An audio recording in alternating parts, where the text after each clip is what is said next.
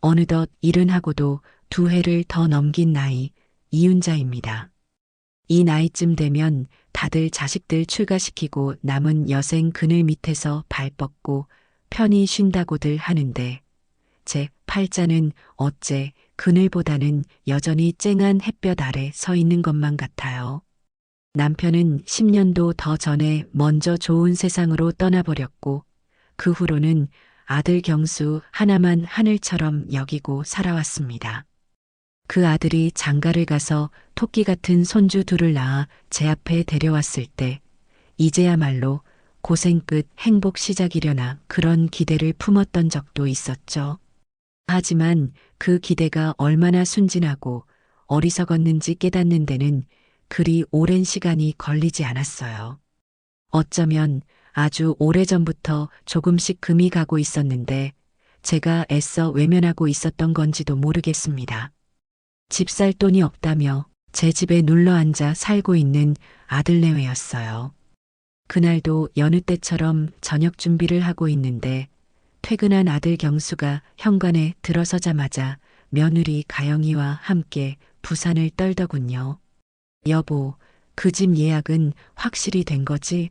아버지께서 회를 워낙 좋아하시니 횟감 신선한지 꼭 좀 확인해 달라고 한 번 더 전화해봐. 알았어, 가영아. 아까 점심 때도 확인 전화했어. 룸으로 조용하게 준비해 달라고 신신당부했고 장인어른 좋아하시는 자연산 도미도 특별히 부탁해 놨으니 걱정 마.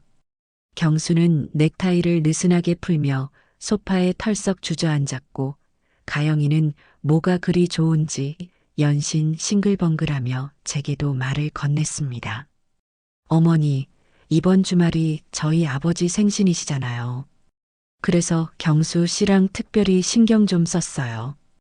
강남에 새로 생긴 한정식 집인데 상견례 장소로도 유명하고 음식 맛도 아주 끝내준대요. 특히 어르신들 모시고 가기 좋다고 해서 큰맘 먹고 예약했어요. 가영이의 목소리에는 자랑과 효심이 잔뜩 묻어났습니다. 나중에 얼핏 듣자 하니 그곳이 1인분에 10만 원은 가볍게 넘고 좀 괜찮은 코스로 시키면 15만 원, 20만 원도 우습다고 하더군요. 사돈어른 생신을 챙기는 것이야 당연한 도리죠.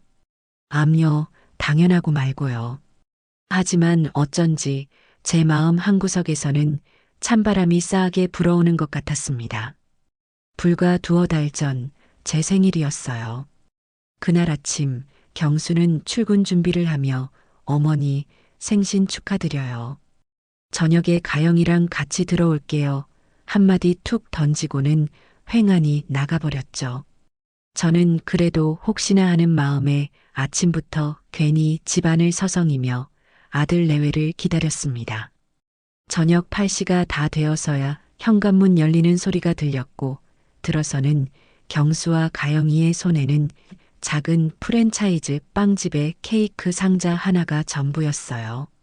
어머니, 죄송해요. 오늘 회사에 갑자기 급한 일이 터져서요. 가영이도 가게 마감이 늦어졌고요. 경수의 말에는 미안함보다는 피곤함이 역력했습니다. 가영이는 케이크를 식탁 위에 올려놓으며 말했죠. 어머니, 저희 둘 다 저녁을 못 먹어서 오는 길에 근처 김밥 천국에서 간단하게 분식 좀 사왔는데 같이 드실래요? 어머니도 이런 거 좋아하시잖아요.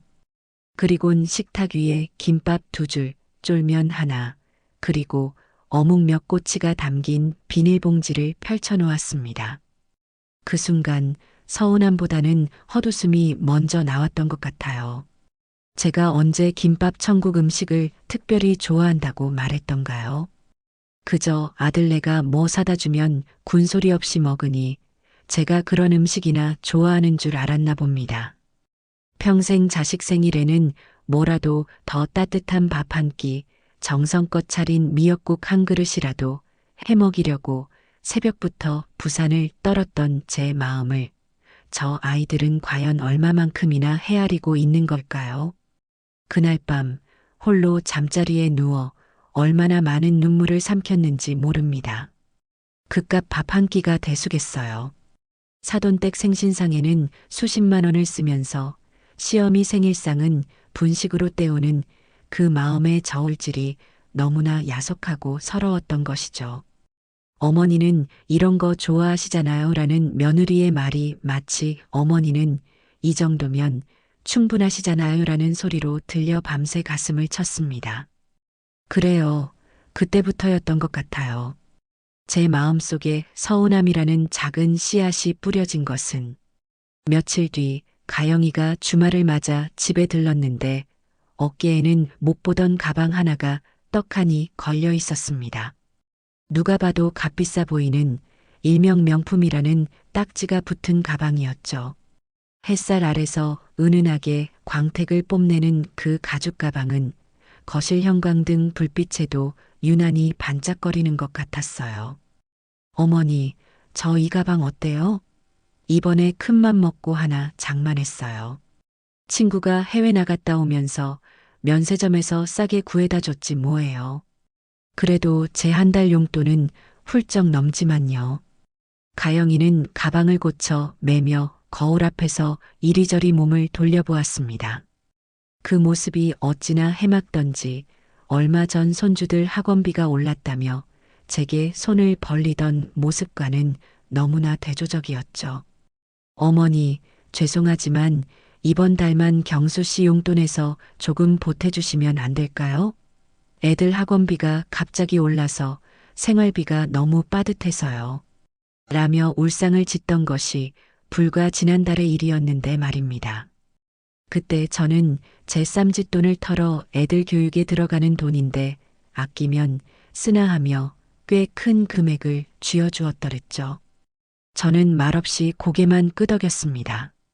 속으로는 내 아들 등골 빼서 또 내가 보태준 돈까지 합쳐서 내 몸 치장하는데 쓰는구나 하는 생각이 부글부글 끓어올랐지만 차마 입 밖으로 내지는 못했어요. 그저 제 손에 들린 낡고 해진 손지갑만 만지작거릴 뿐이었습니다. 그 지갑은 10년도 더 전에 남편이 시장 좌판에서 당신 닮아 예쁘다며 사준 10,000원짜리 인조가죽 지갑이었죠. 남편이 떠난 후로는 그 지갑이 마치 남편의 분신인 양 늘 손에 꼭 쥐고 다녔습니다. 여기저기 실밥이 터지고 가죽이 벗겨져 볼품 없어졌지만 그 안에는 아들네 집에 반찬이라도 하나 더 사다 주려고 아낀 꼬깃꼬깃한 10,000원짜리 몇 장과 손주들 줄 사탕 몇 알이 전부였죠. 그날따라 유난히 그 지갑이 초라하게 느껴졌습니다. 며느리의 번쩍이는 새 가방 옆에 놓인 제 지갑은 마치 쓰레기통에서 막 건져 올린 폐지 조각 같았달까요? 자식들 뒷바라지에 살림살이에 치여 정작 제 자신은 제대로 돌보지 못했던 지난 세월이 파노라마처럼 스쳐 지나가더군요. 물론 자식 잘 되는 것이 부모의 가장 큰 기쁨이고 보람이라고들 하지만 가끔은 저도 여자이고 예쁜 것을 보면 눈길이 가고 좋은 것을 갖고 싶다는 아주 작은 욕심 정도는 있다는 사실을 저 아이들은 알까요? 아니, 알려고나 할까요? 그저 어머니는 괜찮아.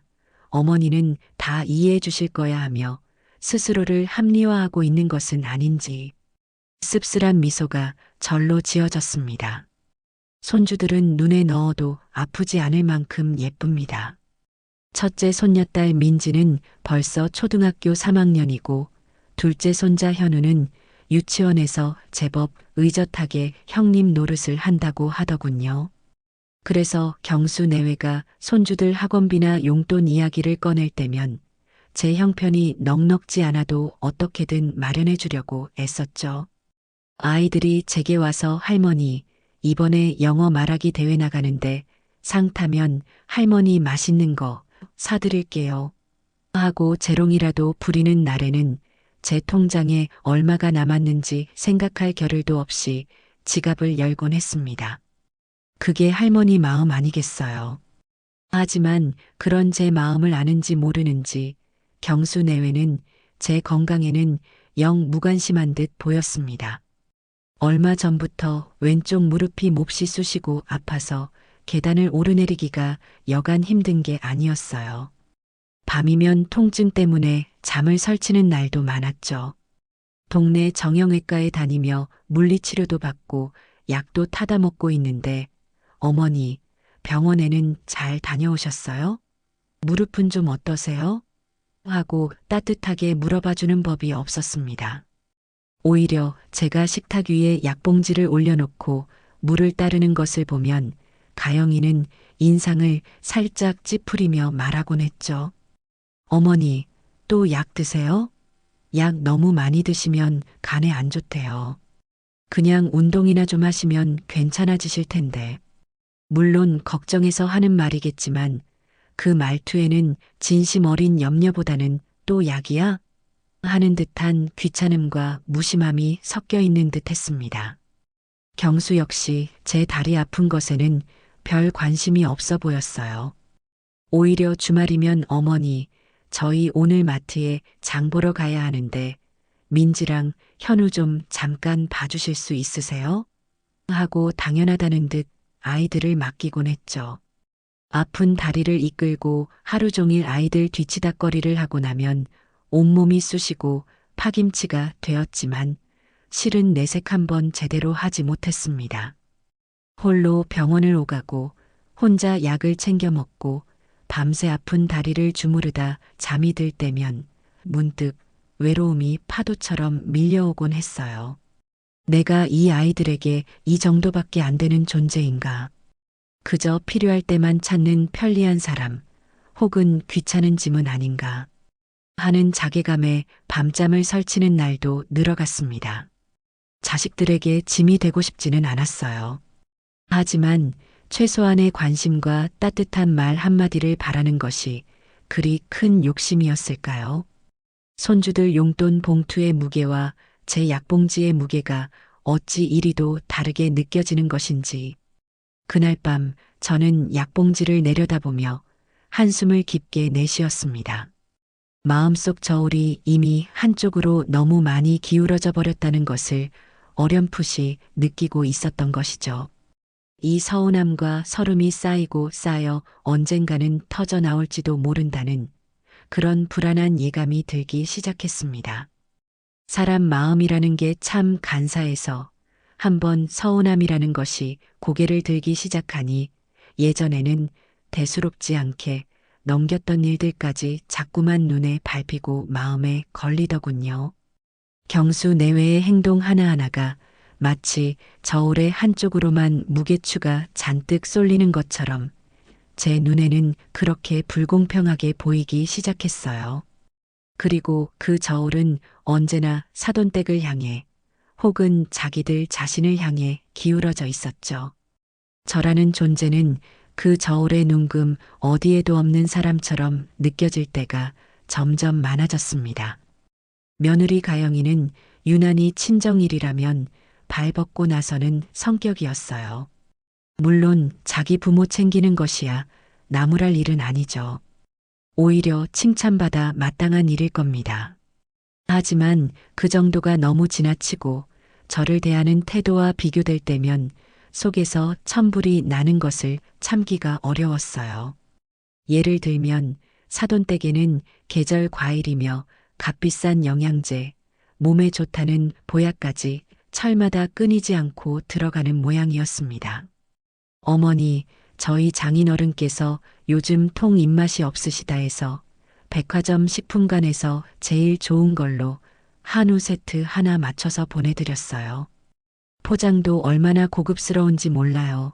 혹은 어머니, 이번에 저희 엄마가 무릎 수술하셨잖아요. 그래서 관절에 좋다는 영양제랑 홍삼이랑 잔뜩 사서 보내드렸더니 얼마나 좋아하시는지 몰라요. 역시 자식밖에 없다시면서요. 이런 이야기를 아무렇지도 않게 제 앞에서 늘어놓곤 했죠. 그럴 때마다 저는 애써 태어난 척 그래, 잘했다. 사돈 건강이 최고지하고 맞장구를 쳐주었지만 속으로는 나는 내 시어미인데 내 무릎 아픈 건 배지도 않더냐 하는 말이 목구멍까지 치밀어 오르곤 했습니다.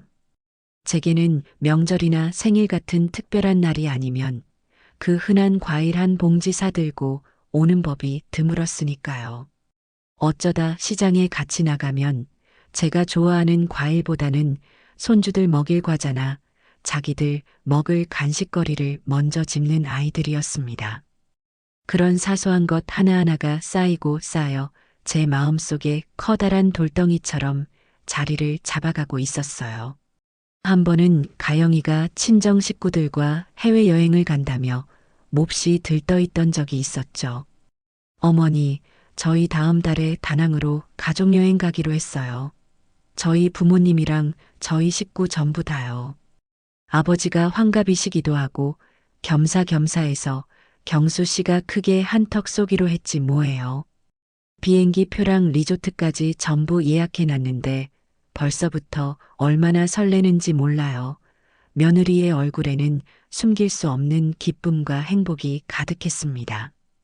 그 해맑은 표정을 보고 있자니 저도 모르게 깊은 한숨이 터져 나왔어요. 저 역시 해외여행은커녕 국내 여행 한번 제대로 가본 기억이 아득했거든요. 남편 살아생전에는 그저 먹고 살기 바빠서 아이들 키우고 공부시키느라 여행 같은 건 꿈도 꾸지 못했습니다. 남편 가고 나서는 경수 뒷바라지하느라 정신이 없었고요.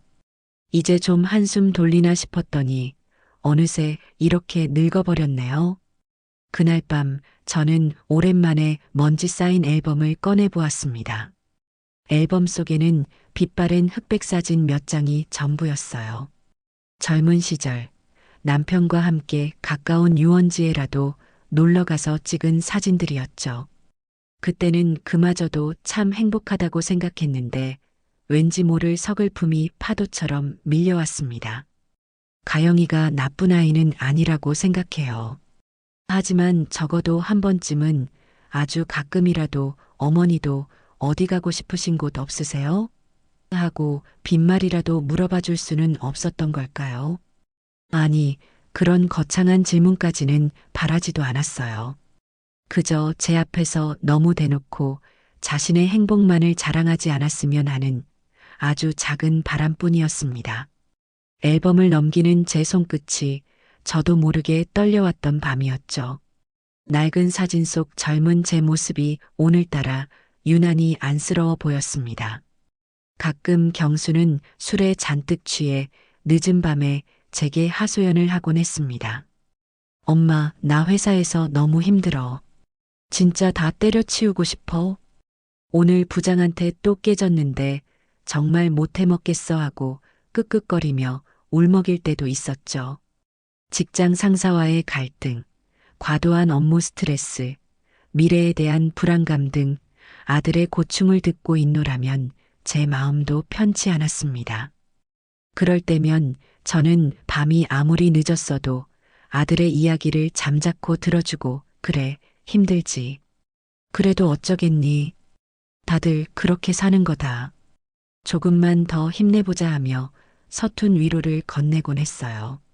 아들이 기댈 곳은 저밖에 없다는 생각에 아무리 피곤하고 귀찮아도 아들의 하소연을 외면할 수는 없었습니다. 하지만 그런 날이면 어김없이 마음 한구석에서는 씁쓸한 감정이 고개를 들곤 했어요. 나는 내 하소연을 이렇게 다 들어주는데 너는 어찌하여 내 마음 한번 제대로 들여다보려 하지 않느냐 하는 원망이었죠. 아들이 힘든 것을 모르는 바 아니지만 그 힘듦 속에 저에 대한 미안함이나 고마움은 조금도 없는 것 같아 서운했습니다. 어쩌면 경수는 제가 언제나 그 자리에 있는 무슨 말을 해도 다 받아주는 당연한 존재라고 생각하는지도 몰라요.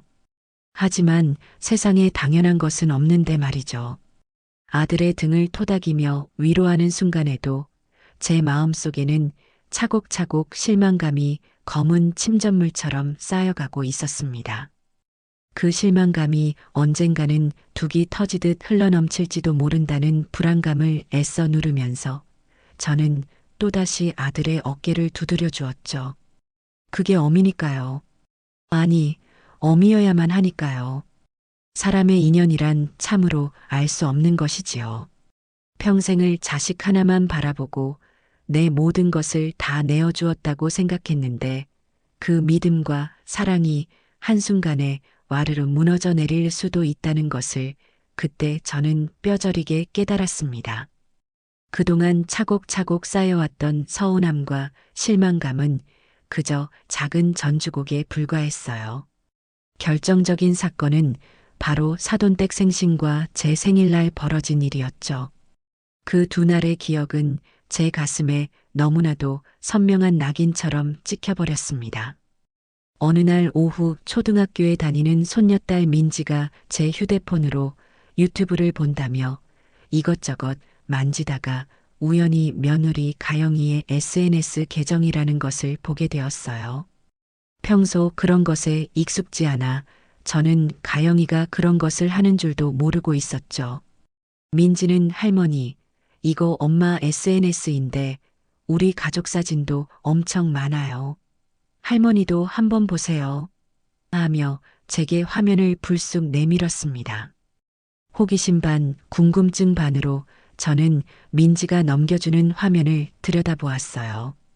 맛집 탐방 사진, 친구들과의 여행 사진, 새로 산 물건을 자랑하는 사진 등등 가영이의 화려한 일장들이 파노라마처럼 펼쳐졌죠. 그러다 제 눈을 의심하게 하는 사진 한 장을 발견하고 말았습니다. 고급스러워 보이는 일식집의 다다미 방을 배경으로 사돈 안팎과 경수 내외 그리고 토끼 같은 손주들까지 모두 환한 얼굴로 활짝 웃고 있는 사진이었어요. 상다리가 휘어질 정도로 차려진 음식들은 하나같이 정갈하고 먹음직스러워 보였죠. 사진 밑에는 사랑하는 우리 아빠 생신 기념, 최고급 오마카세, 입에서 살살 녹내 녹아 역시 돈이 좋긴 좋구나. 아빠, 오래오래 건강하세요. 가족 외식, 해시태그 행복스타그램, 해시태그 효도 선물, 해시태그 딸이 쏜다 같은 해시태그들이 잔뜩 달려 있었습니다. 오마카세가 정확히 뭔지는 몰라 민지에게 물어보니 주방장 마음대로 그날 가장 좋은 재료로 만들어주는 특별한 코스 요리 같은 거라고 하더군요. 나중에 가영이가 친구와 전화로 수다 떠는 내용을 우연히 엿듣게 되었는데 그 오마카세 식당이 1인당 가격이 무려 30만 원이 넘는 그야말로 최고급 식당이라는 사실을 알게 되었습니다. 6식구가 갔으니 어림잡아도 식비만 200만 원은 좋게 넘는 금액이었을 겁니다. 물론 사돈 생신을 성대하게 챙겨드리는 것이 잘못된 일은 아니에요. 오히려 칭찬받을 일이죠. 하지만 그 화려한 만찬 사진과 행복해 보이는 가족들의 웃음소리가 마치 제 귓가에 들리는 듯한 그 사진을 보는 순간 제 가슴 한구석이 싸늘하게 얼어붙는 것을 느꼈습니다. 돈의 액수가 중요한 게 아니었어요. 그 정성과 마음 씀씀이가 제가 받았던 대우와는 너무나도 극명하게 대조되었기 때문입니다. 그 순간 저는 마치 투명 인간이라도 된 듯한 깊은 소외감과 함께 참을 수 없는 배신감에 휩싸였죠. 그리고 며칠 뒤 공교롭게도 제 생일이었습니다. 그날 아침 식탁에서 경수는 출근 준비를 하며 흘낏 저를 보더니 아, 맞다. 어머니 오늘 생신이시죠? 축하드려요. 저녁에 가영이랑 같이 일찍 들어와서 케이크라도 자를까요? 하고 말끝을 흐렸지만 이내 회사에 급한 회의가 있다는 둥, 야근할지도 모른다는 둥 핑계를 대며 슬쩍 넘어가려는 눈치가 역력했어요. 옆에서 토스트를 먹던 가영이는 어머, 어머니 생신이셨어요? 깜빡했네. 생신 축하드려요 하고 마지못해 한마디 건네는 듯 했지만 그 표정에서는 진심 어린 축하의 기색을 찾아보기 어려웠습니다. 저는 애써 아무렇지 않은 척 됐다. 뭘 번거롭게 그러니. 다들 바쁜데. 그냥 저녁에 다 같이 얼굴 보고 밥이나 한 끼 먹으면 그만이지 하고 말했지만 속으로는 벌써부터 서운함과 실망감이 파도처럼 밀려왔어요. 하루 종일 혹시나 하는 마음에 내심 기대를 했지만 저녁이 다 되도록 아들 내외에게서는 이렇다 할 움직임이 없었습니다. 퇴근하고 돌아온 아들 손에는 그 흔한 꽃 한 송이 없었고 가영이는 피곤하다며 방으로 쏙 들어가 버렸죠. 그러다 가영이가 외출을 했고 저녁 7시가 넘어서야 경수와 가영이가 들어왔어요.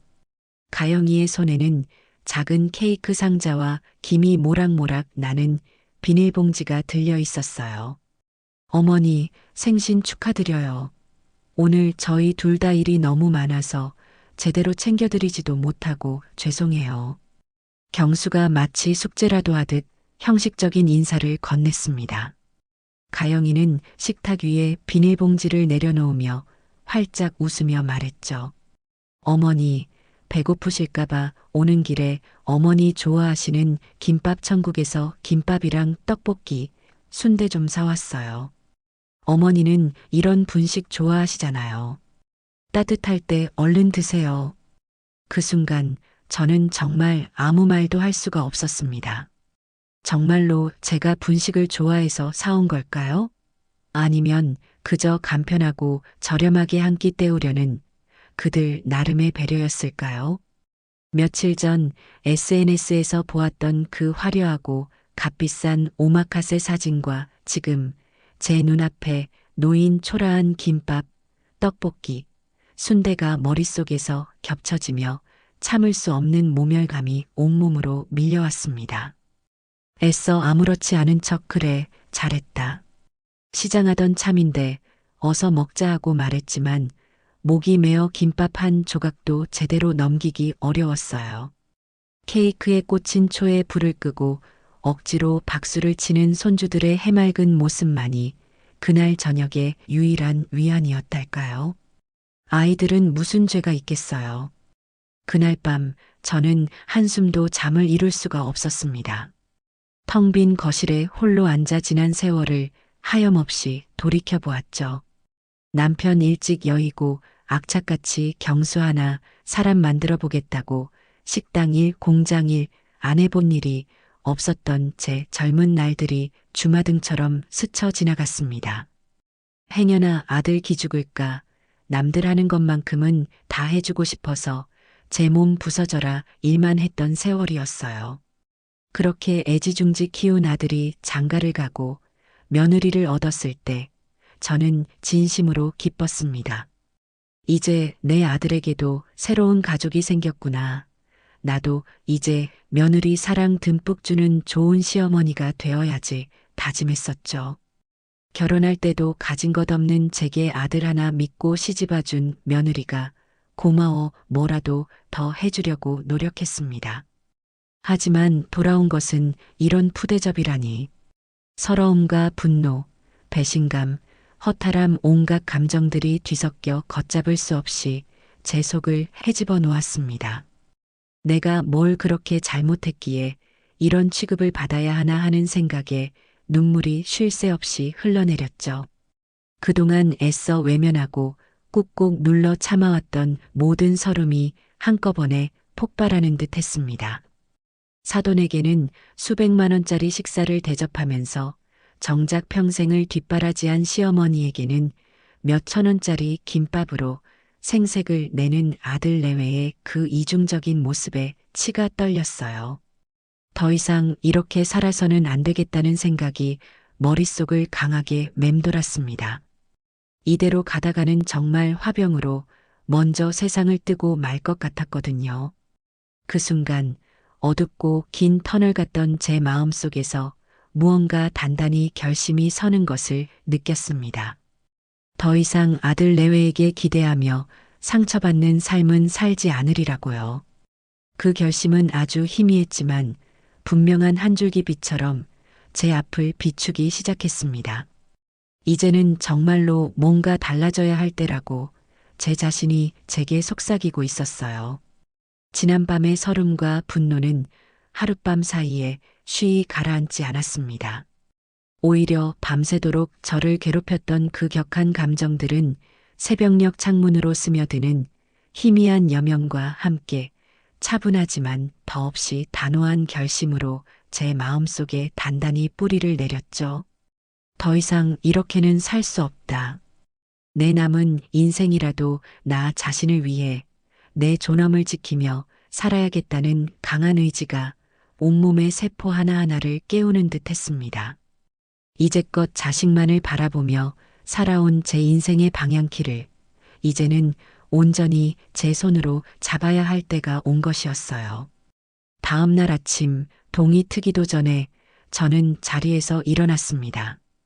밤새 한숨도 제대로 못 잤지만 이상하게 정신은 그 어느 때보다 맑고 또렷했어요.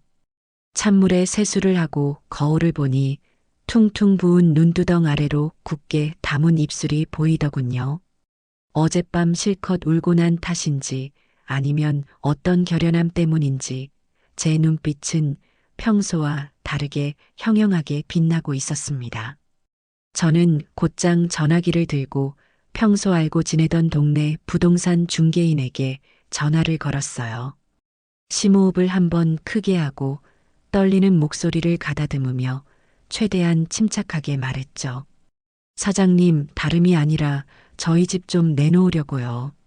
수화기 너머의 중개인은 제 갑작스러운 말에 적잖이 놀란 눈치였습니다. 아니, 사모님, 갑자기 집은 왜요? 무슨 일 있으신 거예요? 경수 씨랑은 다 상의가 되신 거고요? 하고 당황한 목소리로 되묻더군요. 이 집은 남편과 제가 결혼해서부터 평생 땀 흘려 일해 어렵게 마련한 우리의 소중한 보금자리였습니다. 집안 구석구석 우리의 손때가 묻지 않은 곳이 없었고 경수를 낳아 키우고 결혼시켜 내보낸 모든 추억이 고스란히 담겨 있는 곳이기도 했죠. 하지만 더 이상 이 집이 아들 내외에게 저를 올가매는 빌미가 되거나 그들의 무관심 속에 제가 홀로 외로이 갇혀 지내는 공간이 되도록 내버려 두고 싶지 않았습니다. 네, 좀 개인적인 사정이 생겨서요. 아들하고는 아직 이야기 안 했고요. 최대한 빨리 좀 팔아주셨으면 좋겠어요. 가격은 시세대로만 맞춰주시면 됩니다. 제 목소리에는 더 이상의 망설임이나 떨림은 없었습니다. 전화를 끊고 나니 왠지 모를 후련함과 함께 가슴 한구석에서부터 뜨거운 것이 울컥 치밀어 오르는 것을 느꼈어요. 동시에 앞으로 닥쳐올 일들에 대한 약간의 불안감도 엄습했지만 이미 주사위는 던져졌다고 생각했습니다. 이제 돌아갈 다리는 없었어요. 마음이 복잡하고 어지러울 때는 역시 오랜 친구만큼 좋은 약이 없더군요.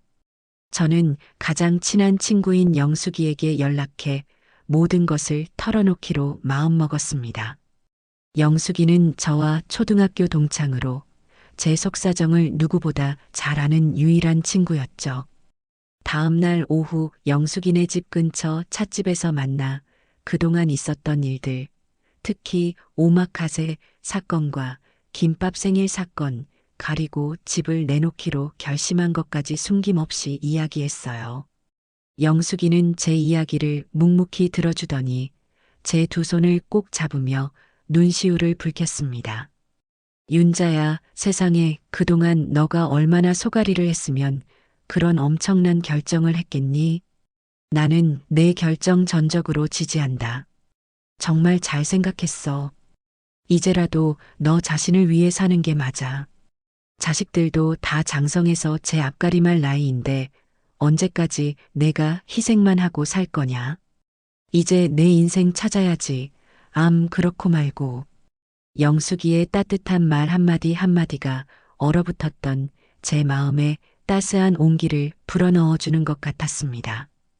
그동안 누구에게도 제대로 털어놓지 못하고 혼자 끙끙 앓았던 서름이 한꺼번에 북받쳐 올라 저는 영숙이 앞에서 어린아이처럼 엉엉 울고 말았어요.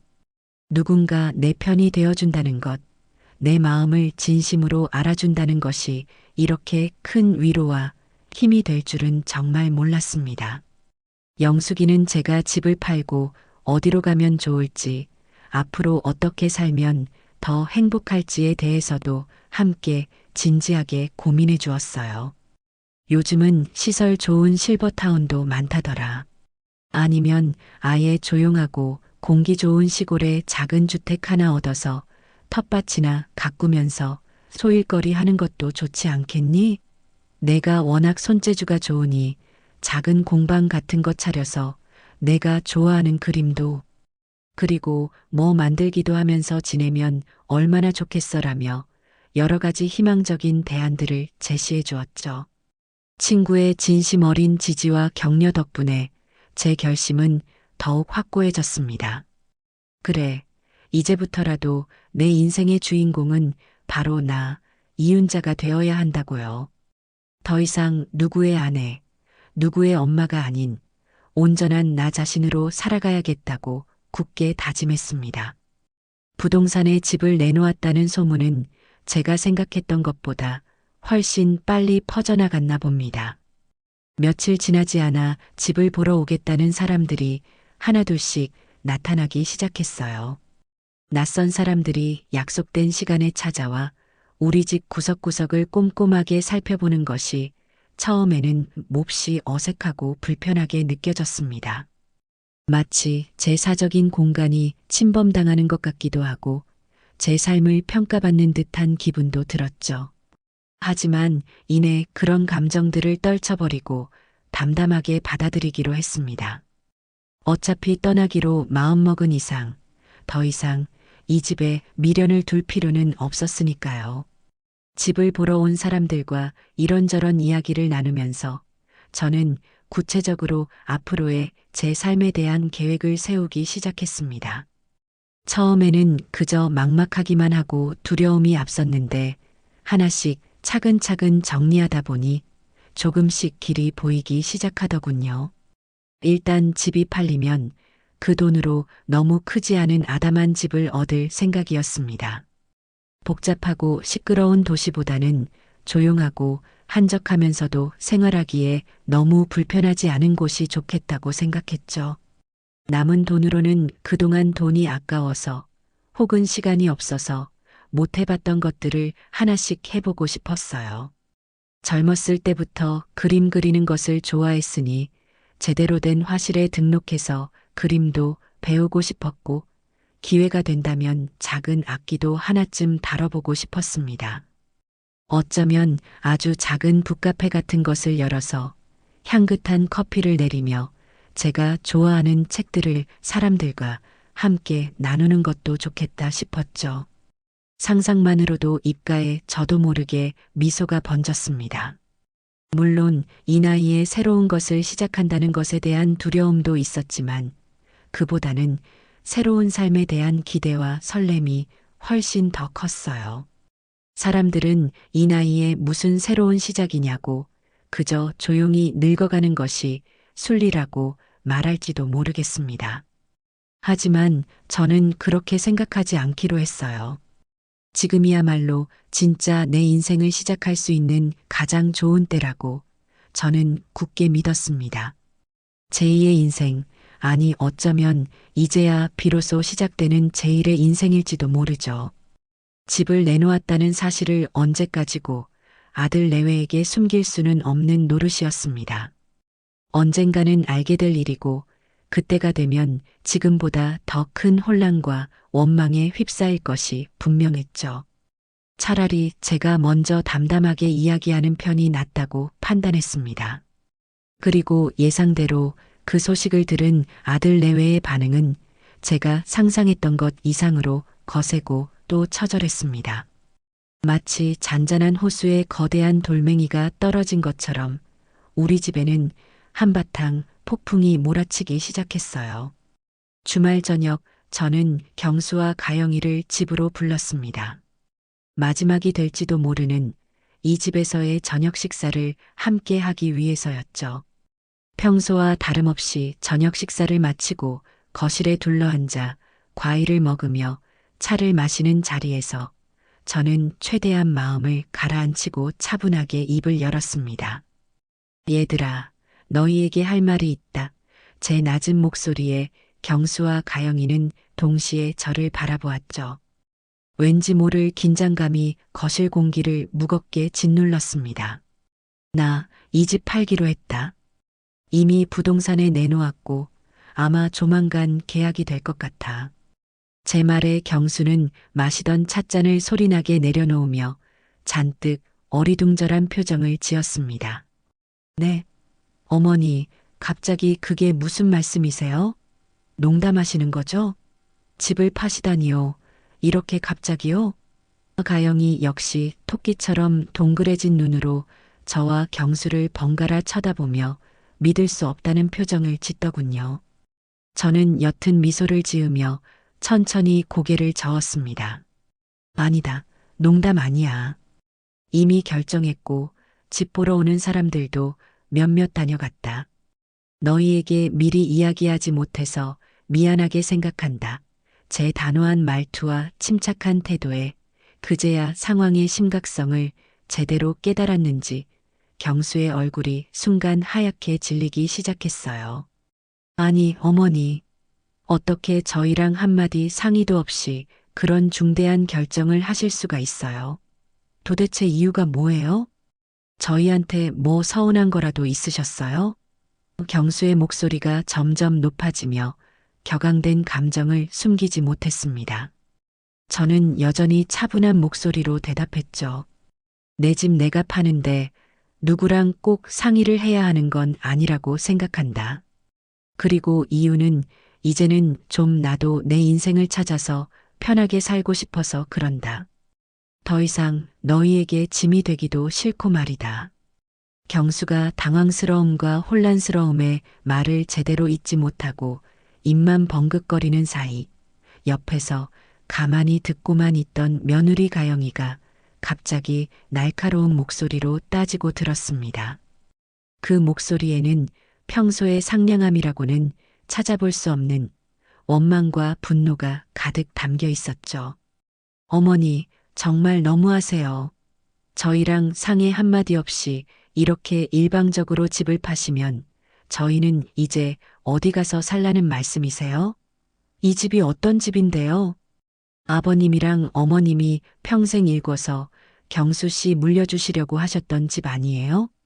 그 말을 듣는 순간 실소를 터뜨릴 뻔한 것을 간신히 참았습니다. 아, 이 아이는 여전히 제 걱정보다는 자신들의 안위가 먼저였던 것이고 이 집이 언젠가는 당연히 아들 경수, 즉 자신들의 명의가 될 것이라고 철석같이 믿고 있었던 모양입니다. 어쩌면 이 집을 담보로 대출을 받아 사업 자금이라도 될 요량이었는지 아니면 아이들 학군 좋은 곳으로 이사 갈 때 보탤 생각이었는지 그 속셈까지는 알 길이 없었지만 그 말 속에 담긴 이기심은 너무나 명확하게 느껴졌어요. 얘야, 너희가 살 집은 너희가 알아서 구해야 하는 것 아니냐? 내가 언제까지 너희들 뒤치다꺼리를 해줘야 하는 거니? 그리고 이 집을 경수에게 물려주겠다고 약속한 적은 없는 것 같은데. 내 재산은 내가 알아서 처분하는 게 맞다고 생각한다. 제 냉정한 말에 가영이는 얼굴이 새빨개져서 아무 말도 못하고 입술만 파르르 떨더군요. 평소에는 살갑게 어머니, 어머니 하며 애교를 부리던 며느리가 자신의 이익에 반하는 상황이 되자 이렇게 돌변하는 모습을 보니 씁쓸함을 넘어 허탈감마저 들었습니다. 그동안 제가 얼마나 헛된 기대를 품고 또 얼마나 어리석은 미련을 가지고 살아왔는지 뼈저리게 깨닫는 순간이었죠. 그날 이후 경수와 가영이는 거의 매일같이 번갈아가며 저를 찾아왔습니다. 처음에는 서운함을 토로하고 원망 섞인 말을 쏟아내더니 제 결심이 꿈쩍도 하지 않는다는 것을 알게 되자 점차 태도를 바꾸기 시작했죠. 눈물로 호소하기도 하고 지난날의 잘못을 들먹이며 용서를 구하기도 했습니다. 어머니, 저희가 정말 잘못했어요. 어머니 마음 상하게 해드린 거 다 알아요. 저희가 너무 철이 없었어요. 앞으로 저희가 정말 잘할게요. 어머니 원하시는 거 다 해드리고 매일매일 찾아뵙고 맛있는 것도 사드리고. 그러니까 제발 집 파는 것만은 다시 한번 생각해 주시면 안 될까요? 네, 어머니. 경수는 제 앞에 무릎까지 꿇고 빌며 애원했습니다. 가영이도 옆에서 눈물을 뚝뚝 흘리며 어머니, 저희가 생각이 너무 짧았어요. 어머니께 더 잘해드려야 했는데 저희가 정말 죽을 죄를 지었어요. 한 번만 용서해 주시고 예전처럼 저희랑 같이 하니 저희가 어머니 잘 모시고 살게요라며 거의 통곡하다시피 했죠. 하지만 제 마음은 이미 차갑게 식어버린 뒤였습니다. 그들의 눈물과 사과가 과연 진심에서 우러나온 것인지 아니면 당장의 위기를 모면하기 위한 연기인지 판단하고 싶지도 않았어요. 설령 그것이 뒤늦은 진심이라 할지라도 너무 늦었다는 생각이 들었습니다. 깨진 유리 조각은 다시 붙일 수 없는 것처럼 한번 무너진 신뢰는 쉽게 회복되기 어려운 법이니까요. 저는 그저 이미 결정된 일이다. 더 이상 이 문제로 나를 찾아오거나 괴롭히지 않았으면 좋겠다. 너희도 이제 너희 살 길을 찾아야 할 것 아니냐라고 단호하게 말할 뿐이었습니다. 그들의 간절한 눈빛과 눈물을 외면하는 것이 결코 쉽지는 않았지만 더 이상 그들의 감정에 휘둘려 제 남은 인생을 망치고 싶지는 않았어요. 저는 이제 과거에 약하고 희생만 하던 어머니가 아니었으니까요. 제 마음은 이미 새로운 삶을 향해 그 누구도 막을 수 없는 단단한 껍질을 두르고 있었습니다. 아들 내외에 갖은 회유와 때로는 날 선 압박에도 불구하고 제 결심은 마치 깊은 산속 옹골찬 바위처럼 흔들림이 없었습니다. 오히려 그들의 이기적인 몸부림을 볼수록 제 선택이 틀리지 않았다는 확신만 더욱 굳건해질 뿐이었죠. 그리고 마침내 제 평생의 보금자리였던 그 집을 사겠다는 사람이 나타났습니다. 모든 것이 마치 짜이기라도 한 것처럼 일사천리로 진행되었고 저는 새로운 시작의 문턱에 성큼 다가서고 있었어요. 그 과정이 순탄하지만은 않았지만 제 마음은 이상하리만치 평온했습니다. 집을 내놓은 지 한 달이 채 되지 않아 부동산 중개인에게서 연락이 왔습니다. 집을 보러 왔던 중년의 부부가 있었는데 저희 집을 마음에 들어해서 계약을 하고 싶어 한다는 것이었죠. 저는 잠시 숨을 골랐습니다. 생각보다 너무 빨리 진행된 일에 마음 한구석이 덜컥 내려앉는 것 같기도 하고 동시에 이제 정말 새로운 시작이구나 하는 묘한 흥분감도 느껴졌어요. 약속된 날짜에 부동산 사무실에서 구매자 부부와 마주 앉았습니다. 그들은 인상이 참 좋아 보이는 사람들이었어요.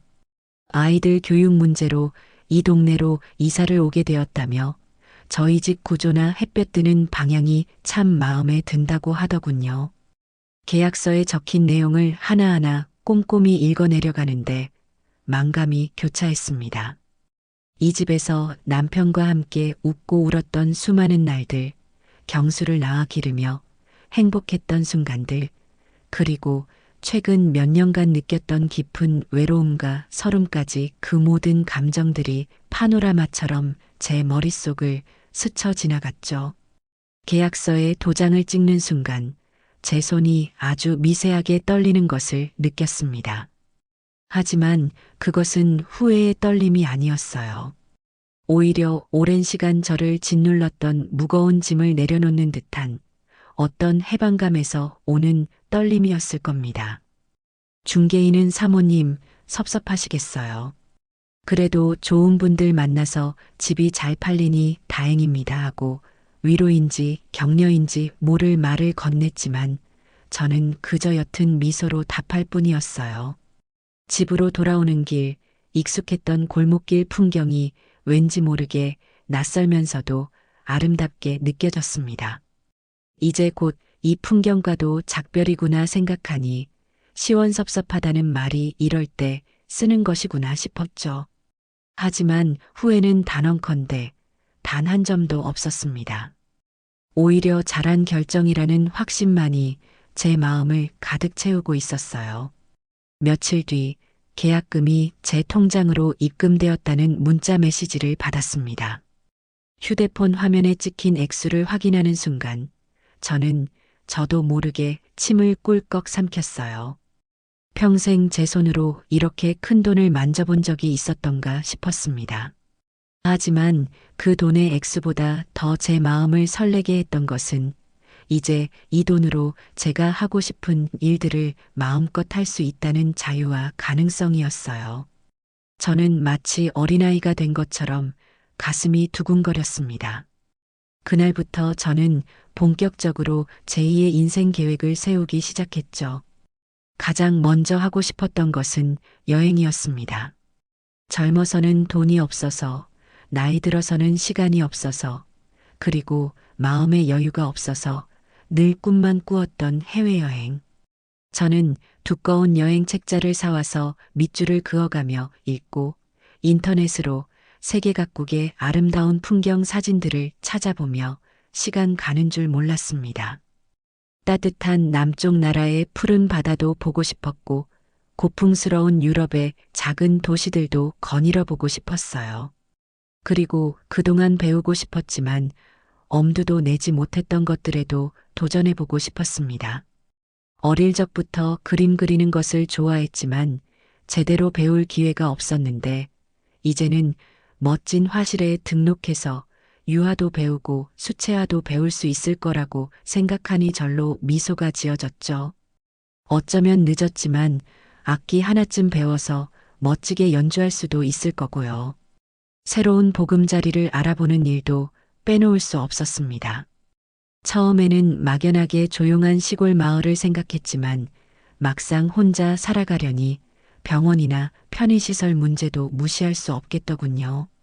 그래서 요즘 유행한다는 실버타운 설명회에도 몇 군데 다녀왔고 한적하면서도 생활 인프라가 잘 갖춰진 소도시의 아담한 주택 매물들도 꼼꼼하게 살펴보았습니다. 물론 이 모든 것이 계획대로 술술 풀리지는 않겠지만 이렇게 하나하나 계획을 세우고 준비하는 과정 자체가 제게는 큰 기쁨이고 활력이 되었어요. 과거에는 상상조차 할 수 없었던 오롯이 나를 위한 투자를 하고 있다는 사실이 저를 더욱 용기 있게 만들었습니다. 물론 내가 과연 잘 해낼 수 있을까? 하는 약간의 두려움과 걱정이 스멀스멀 고개를 들 때도 있었지만 그럴 때마다 저는 괜찮아, 이윤자.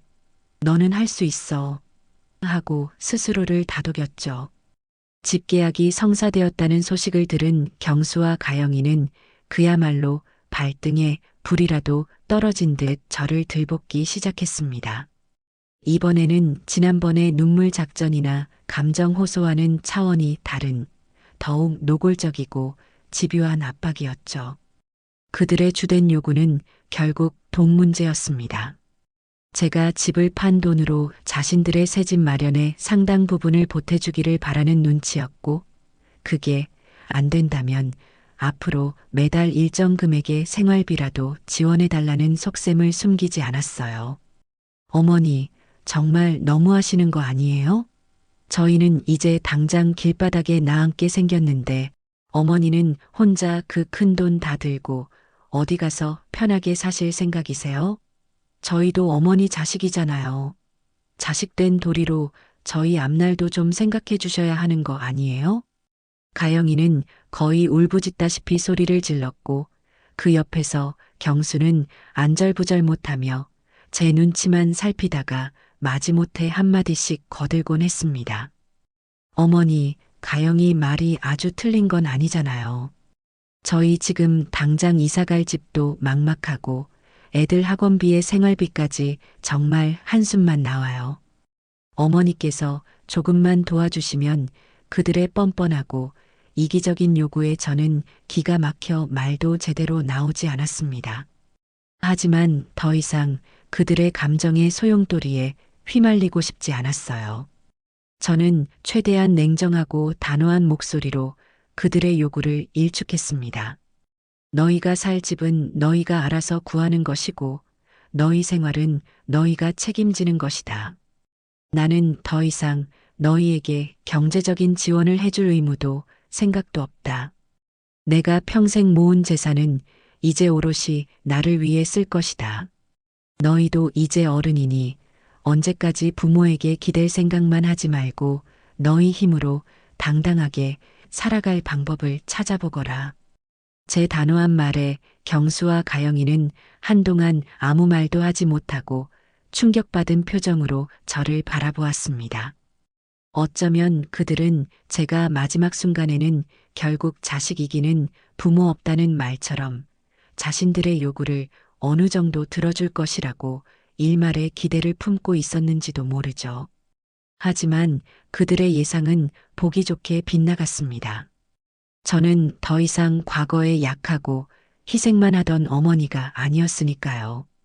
그들의 이기적인 모습에 남아있던 일말의 동정심마저 사라지고 오히려 제 결정이 얼마나 옳았는지를 다시 한번 똑똑히 확인하는 계기가 되었습니다.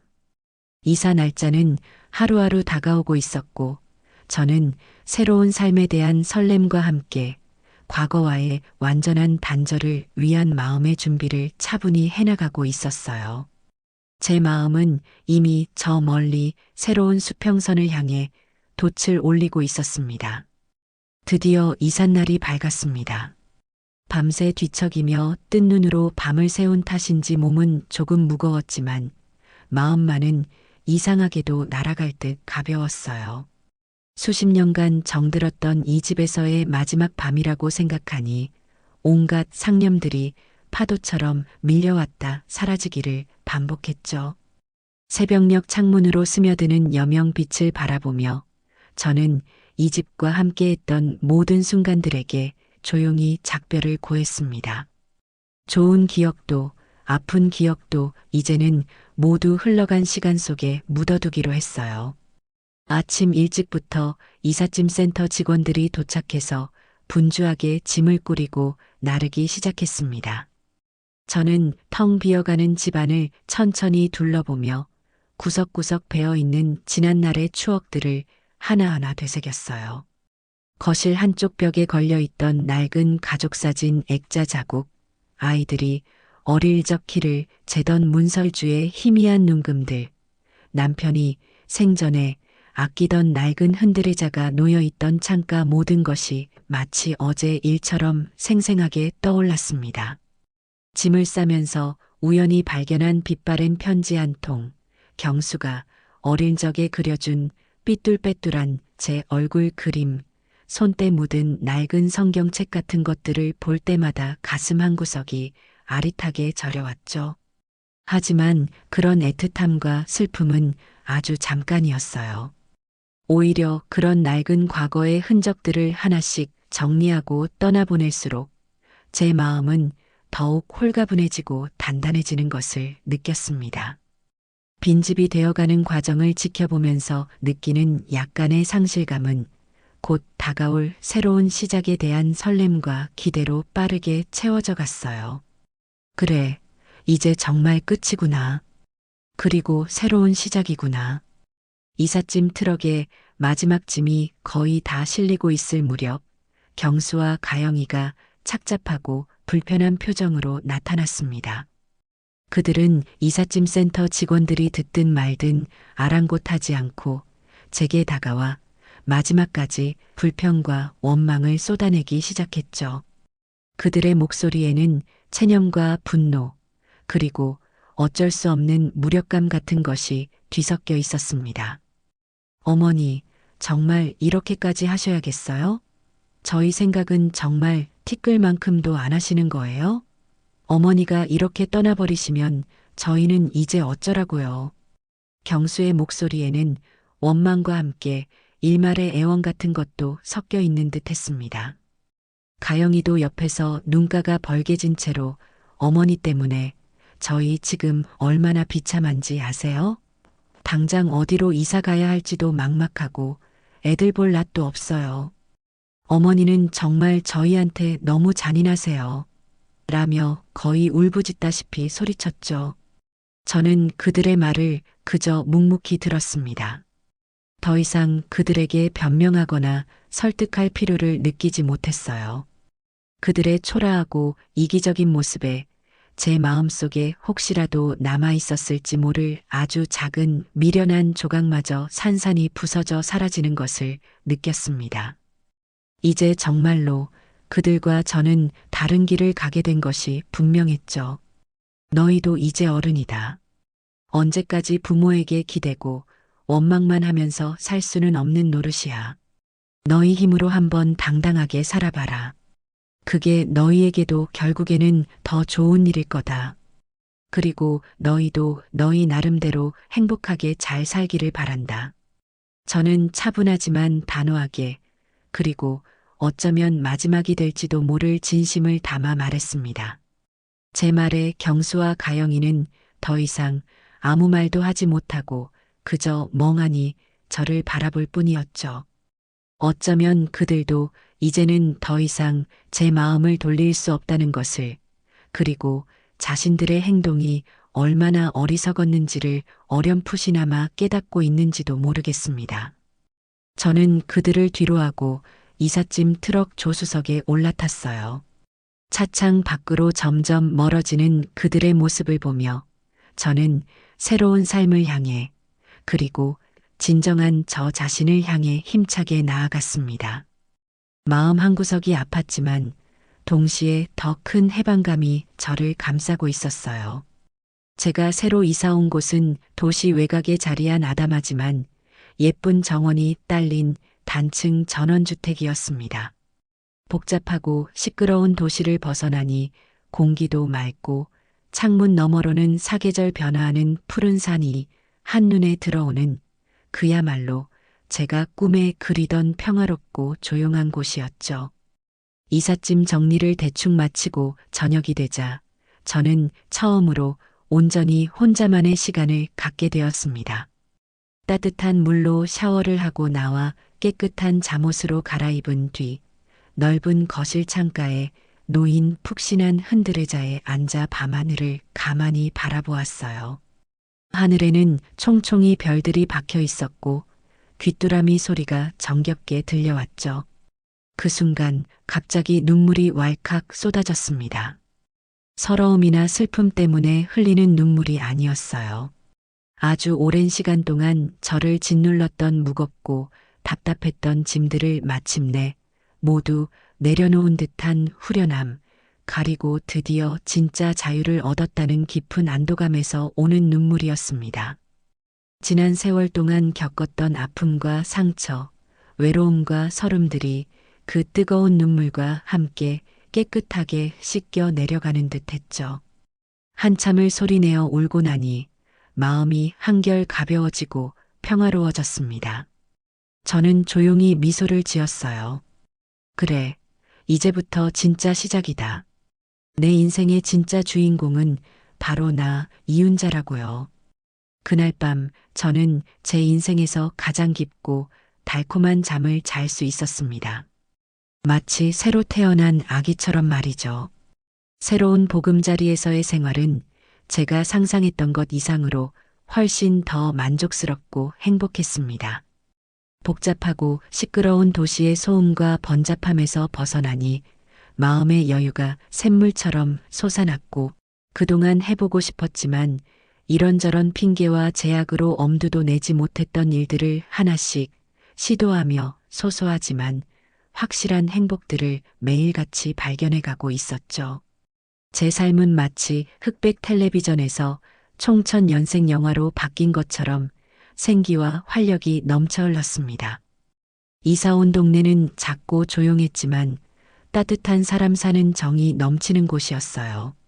아침 일찍 일어나 마당에서 작은 텃밭을 가꾸다 보면 옆집에 사는 저와 나이가 비슷한 할머니가 새댁, 오늘 날씨 참 좋네. 상추가 아주 실하게 잘 자랐구먼. 하고 말을 걸어오기도 하고, 동네 산책길에서 마주치는 사람들과는 가벼운 눈인사나 짧은 안부를 나누며 금세 얼굴을 익히게 되었죠.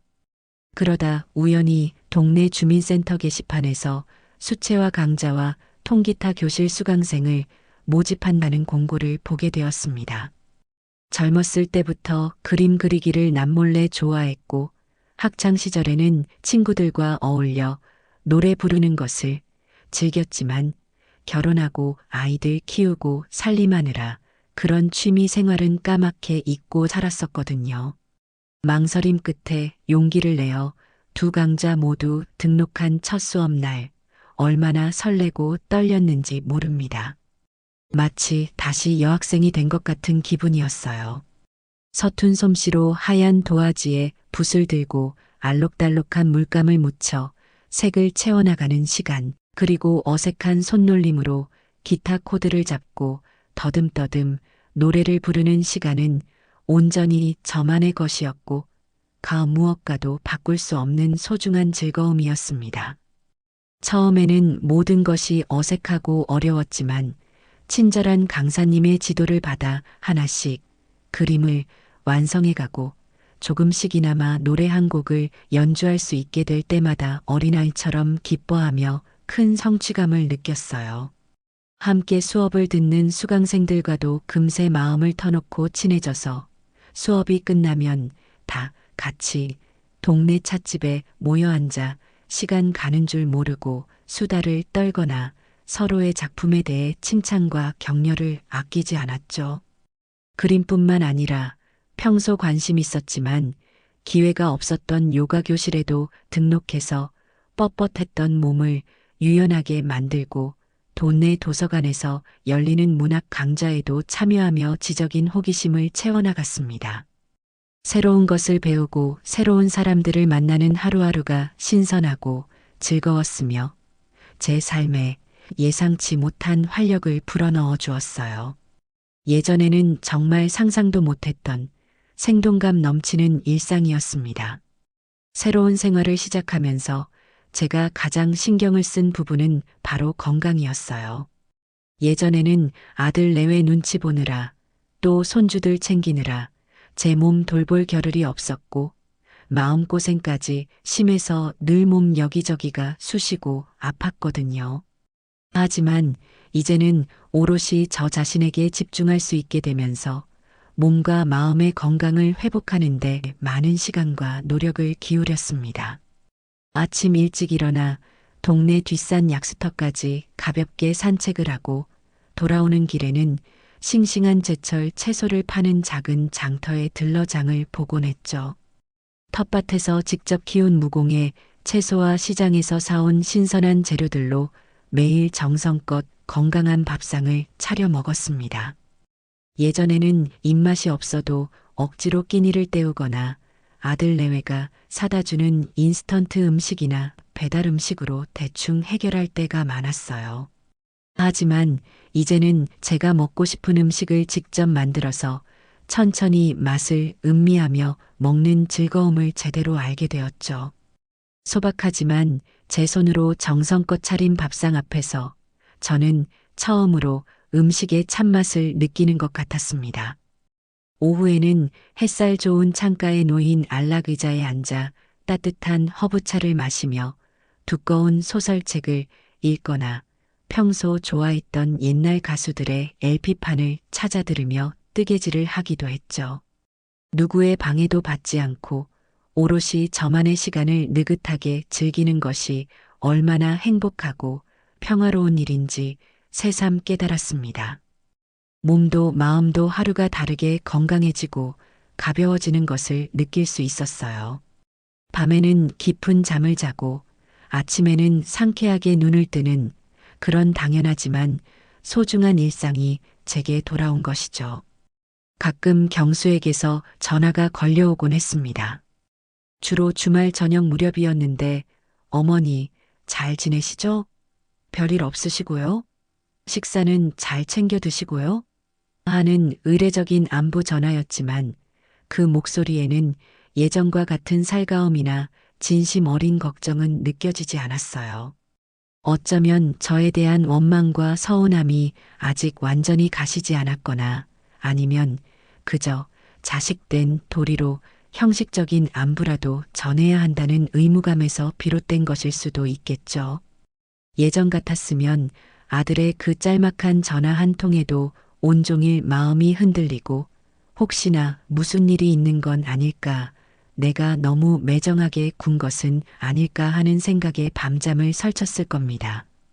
하지만 이제는 달랐어요. 아들의 연락에 일일비하지 않았고 오히려 제 감정을 잘 조절하며 담담하게 그의 안부를 묻고 답할 수 있게 되었죠. 그들이 저 없이 어떻게 살아가는지 구체적으로 궁금하지도 않았고 그들의 삶에 더 이상 깊이 관여하고 싶지도 않았습니다. 중요한 것은 저의 현재, 그리고 저의 행복이었으니까요. 그래, 나야 잘 지내지. 너희도 별일 없고, 손주들은 잘 크고, 하는 정도의 짧은 대화를 나누고 전화를 끊고 나면 저는 곧바로 다시 저의 평온하고 즐거운 일상으로 돌아가 제가 하던 일에 집중했습니다. 더 이상 아들 내외의 감정이나 그들의 문제에 제 소중한 삶이 휘둘리는 일은 결코 없을 거라고 저는 매 순간 다짐하고 또 다짐했어요. 이제 제 마음의 중심은 온전히 저 자신에게로 향하고 있었고 그 사실이 저를 더없이 단단하고 자유롭게 만들었습니다. 그렇게 평화롭고 만족스러운 나날들이 강물처럼 잔잔히 흘러가던 어느 늦가을 오후였습니다. 마당 한쪽에 심어놓은 국화꽃이 마지막 아름다움을 뽐내며 활짝 피어있던 날이었죠. 따사로운 햇살 아래서 뜨개질을 하며 무료한 시간을 보내고 있는데 갑자기 대문 밖에서 익숙하면서도 낯선 목소리가 들려왔습니다. 예상치 못한 손님들의 방문이었어요. 바로 아들 경수와 며느리 가영이었죠. 그들의 갑작스러운 등장은 제 평온했던 마음에 작은 돌멩이 하나를 던진 것처럼 잔잔한 파문을 일으켰지만 저는 애써 동요하지 않고 차분하게 그들을 맞이하려 노력했습니다. 초인종 소리 대신 나지막이 저를 부르는 소리에 현관문을 열자 잔뜩 수척해지고 어딘가 모르게 풀이 죽은 얼굴의 경수와 가영이가 어색하게 서 있었습니다. 예전에 그들에게서 느껴졌던 당당함이나 번지르르한 화려함은 온데간데 없고 마치 오랜 가뭄 끝에 시들어버린 풀잎처럼 힘없고 초라해 보이는 모습이었죠. 가영이의 화려했던 옷차림과 값비싼 장신구들도 보이지 않았고 경수의 어깨는 축 처져 있었습니다. 그들의 행색을 보니 제가 집을 나온 이후로 그리 순탄치 않은 시간을 보냈음을 어렵지 않게 짐작할 수 있었어요. 어머니 잘 지내셨어요? 경수가 먼저 힘없이 그리고 멋쩍게 입을 열었습니다. 가영이는 고개를 푹 숙인 채 제 눈을 제대로 마주치지 못하고 그저 발끝만 내려다보고 있었죠. 저는 잠시 그들을 바라보다가 아무 말 없이 집 안으로 들어오라는 손짓을 했습니다. 거실 소파에 마주 앉았지만 한동안 어색하고 무거운 침묵만이 우리 사이에 흘렀어요. 무슨 말을 해야 할지, 또 그들은 도대체 무슨 말을 하러 이렇게 예고도 없이 저를 찾아온 것인지 알 수 없었습니다. 다만 그들의 불안한 눈빛과 굳게 담은 입술에서 어떤 절박함과 뒤늦은 후회 같은 복잡한 감정들이 어렴풋이 읽히는 듯 했어요. 예전 같았으면 당장이라도 아니, 너희들 몰골이 왜 이 모양이냐? 무슨 일 있었니? 어서 말해보거라. 하고 걱정부터 앞섰겠지만 저는 그저 묵묵히 그들이 먼저 입을 열기를 기다렸습니다. 이제 저는 더 이상 그들의 감정에 쉽게 휩쓸리는 과거의 이윤자가 아니었으니까요. 한참 동안 숨막히는 침묵이 흐른 뒤 마침내 가영이가 천천히 고개를 들었습니다. 눈가는 이미 붉게 충혈되어 있었고 금방이라도 눈물이 쏟아질 것처럼 위태로워 보였죠. 그리고는 갑자기 제 앞에서 아무런 예고도 없이 털썩 무릎을 꿇었습니다. 저도 모르게 깜짝 놀라 몸을 움찔했지만 그녀를 말리지는 않았어요. 어머니, 저희가 정말 잘못했어요. 어머니 마음 그렇게 깊이 상하게 해드린 거 다 저희 욕심 때문이었고 저희가 너무 어리석고 철이 없었어요. 이제야 저희가 얼마나 큰 죄를 지었는지 깨달았어요. 어머니 흑흑. 가영이는 더 이상 말을 잇지 못하고 바닥에 엎드려 서럽게 흐느끼기 시작했습니다. 어깨를 들썩이며 우는 모습이 진심으로 뉘우치고 괴로워하는 것처럼 보이기는 했어요. 하지만 저는 그 모습을 그저 담담하게 내려다볼 뿐 쉽게 마음을 열 수 없었습니다.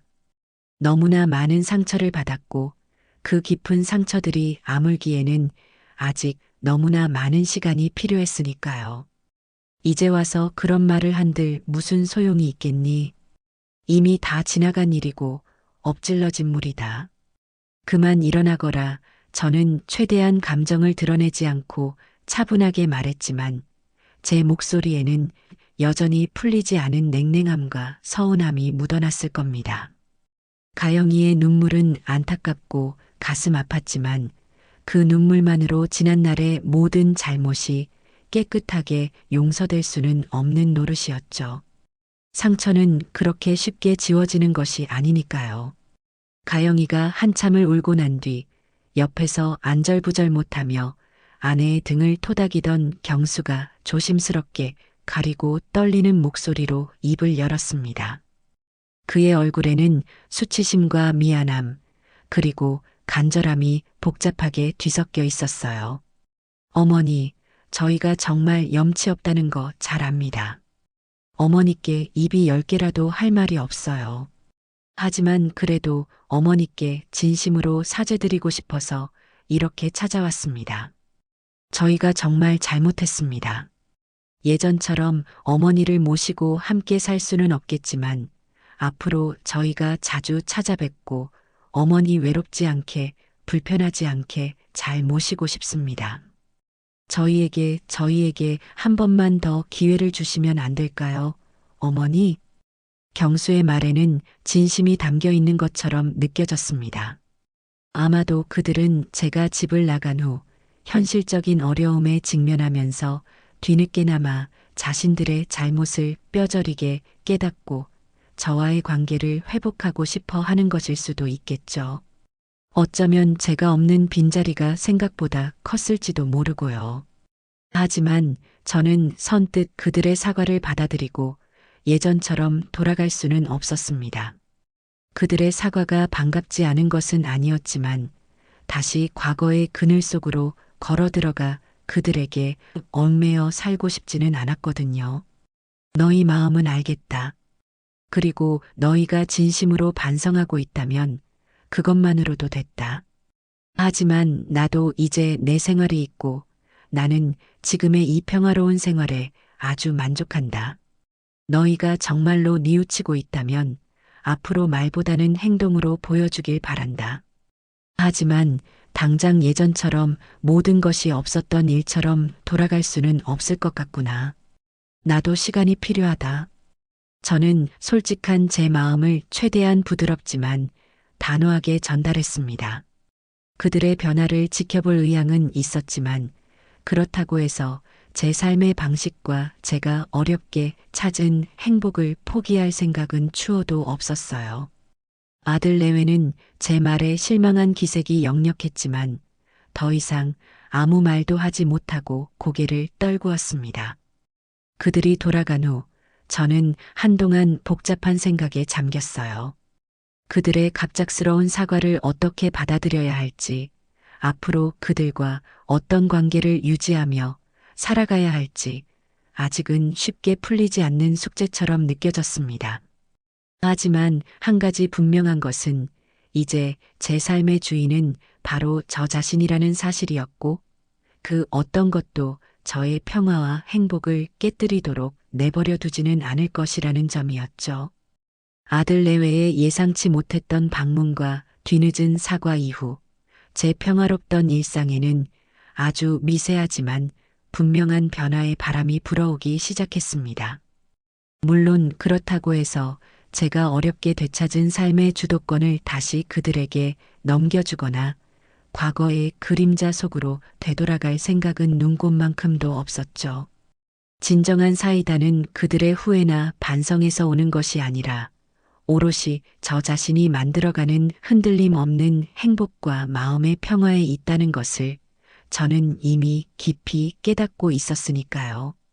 그 후로 경수와 가영이는 예전처럼 매일같이 들볶지는 않았지만 일주일에 한두 번 정도는 꾸준히 저를 찾아왔습니다. 올 때마다 빈손으로 오는 법은 없었고 제가 평소 좋아하는 과일이나 작은 화분 혹은 건강에 좋다는 차 같은 소소한 선물을 들고 와서 조심스럽게 제 안부를 묻고 집안일을 거들어 주려고 애쓰는 모습을 보였죠. 예전에는 상상도 할 수 없었던 어색하지만 노력하는 태도였습니다. 저는 그들을 쌀쌀맞게 내치지는 않았습니다. 다만 여전히 일정한 거리를 유지하며 그들의 변화를 지켜보았어요. 함께 마당에서 차를 마시며 이야기를 나누기도 하고 가끔은 그들이 가져온 음식으로 함께 저녁 식사를 하기도 했지만 그들의 생활에 깊이 관여하거나 과거처럼 경제적인 도움을 주는 일은 단호하게 선을 그었습니다. 어머니, 저희 이제 곧 전셋집 계약해요. 어머니 덕분에 정신 차리고 그동안 정말 열심히 살았어요. 아직 대출금도 많이 남았고 갈 길이 멀지만 그래도 저희 힘으로 해냈다는 게 얼마나 뿌듯한지 몰라요. 어느 날 경수가 예전보다 한결 밝아진 얼굴로 제게 말했습니다. 그동안 새 집을 구하기 위해 이런저런 고생을 꽤나 한 모양이었지만 어떻게든 자신들의 힘으로 문제를 해결해 나가려는 모습이 대견스럽기도 하고 한편으로는 안쓰럽기도 했죠. 저는 그저 그래 잘 생각했다. 고생 많았겠구나. 이제 너희도 너희 힘으로 살아가는 법을 차근차근 배워나가야지. 그게 진짜 독립이고 그래야 너희도 더 단단해지는 거다 하고 담담하게 격려해 주었습니다. 그들이 진심으로 변화하고 있다는 것을 조금씩 느낄 수 있었지만 그렇다고 해서 제 마음속 깊은 곳에 남아있는 상처가 완전히 아물거나 과거의 기억이 깨끗이 지워진 것은 아니었어요. 하지만 중요한 것은 제가 더 이상 그들의 행동이나 말 한마디에 예전처럼 상처받거나 감정적으로 휘둘리지 않는다는 사실이었습니다.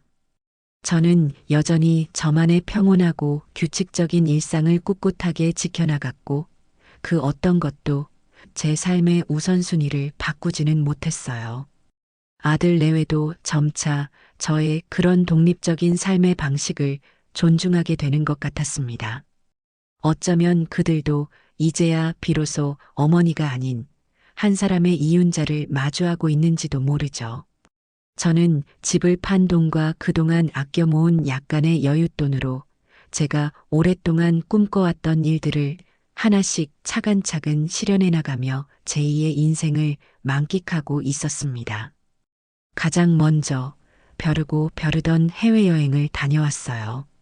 평생 제게 가장 친한 친구인 영숙이와 함께 떠난 북유럽 크루즈 여행은 정말 제 인생에서 가장 환상적이고 잊지 못할 경험이었습니다. 눈부시게 아름다운 피오르의 절경, 동화 속에나 나올 법한 예쁜 도시들, 그리고 밤하늘을 수놓는 신비로운 오로라까지 젊은 시절에는 감히 상상조차 할 수 없었던 그런 호사를 누리며 세상이 얼마나 넓고 아름다운지를 직접 제 두 눈으로 확인했죠. 여행에서 돌아온 후에는 평소 마음속으로만 생각해왔던 봉사활동도 시작했습니다. 동네 복지관과 연계해서 거동이 불편한 독거노인 어르신들께 일주일에 2번씩 따뜻한 밑반찬을 만들어 배달해드리는 일이었는데 비록 작은 도움에 불과했지만 누군가에게 따뜻한 마음과 작은 기쁨을 전해줄 수 있다는 사실에 큰 보람과 행복을 느꼈어요. 어르신들이 제 손을 꼭 잡고 윤자 씨 덕분에 이렇게 맛있는 반찬도 먹고 외롭지 않아서 정말 고맙다고 말씀해 주실 때마다 가슴 벅찬 감동이 밀려오곤 했습니다. 그리고 꾸준히 다녔던 문화센터 그림 교실에서의 실력도 제법 늘어서 얼마 전에는 동네 주민센터에서 열린 작은 아마추어 작가 전시회에 제 풍경화 2점을 출품하는 영광을 누리기도 했어요. 비록 전문 화가의 그림에는 비할 바가 못 되었지만 제 그림을 보고 어머, 할머니 그림이 너무 따뜻하고 예뻐요 하고 칭찬해주는 사람들을 보면서 얼마나 뿌듯하고 감격스러웠는지 모릅니다. 하루하루가 감사와 기쁨 그리고 새로운 도전으로 가득 찬 예전에는 정말 상상조차 할 수 없었던 여유롭고 풍요로운 노후였어요.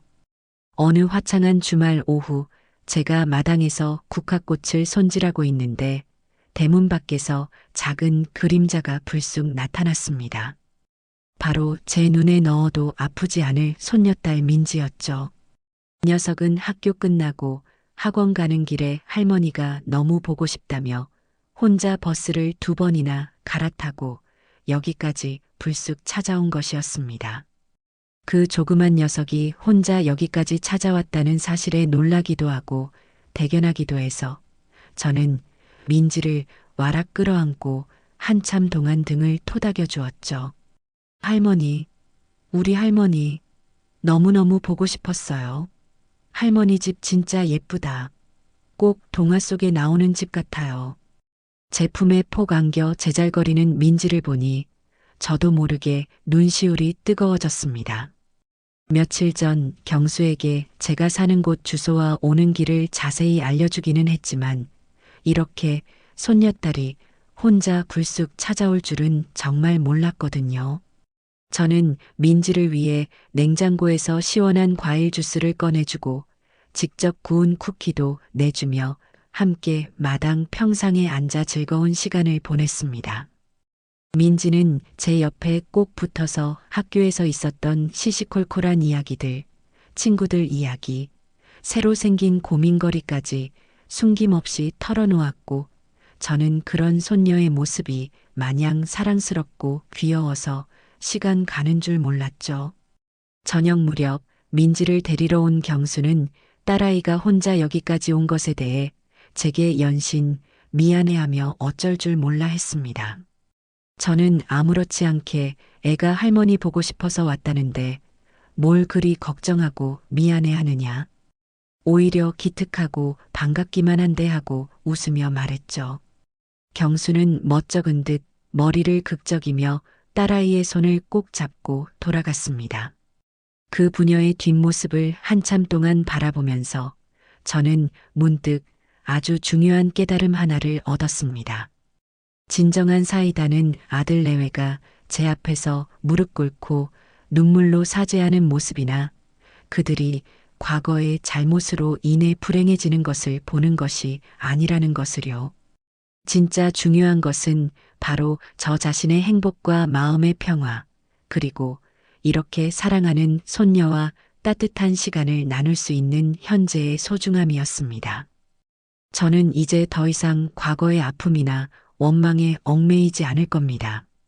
아들 내외와의 관계도 서로에게 부담스럽지 않은 건강한 거리를 유지하며 천천히 회복해 나갈 생각이에요. 하지만 그 무엇보다 가장 중요한 것은 제 남은 인생을 온전히 저 자신을 위해 제가 하고 싶은 일을 마음껏 하며 즐겁고 행복하게 그리고 당당하게 살아가는 것입니다. 그것이야말로 제 인생 최고의 그리고 가장 통쾌한 사이다가 아닐까요? 창밖으로 지는 저녁 노을이 유난히 붉고 아름다운 저녁이었습니다. 저는 잔잔한 미소를 지으며 내일 아침에는 또 어떤 즐겁고 새로운 일이 저를 기다리고 있을지 가슴 뛰는 기대를 품었어요. 제 인생은 이제부터가 진짜 시작이니까요.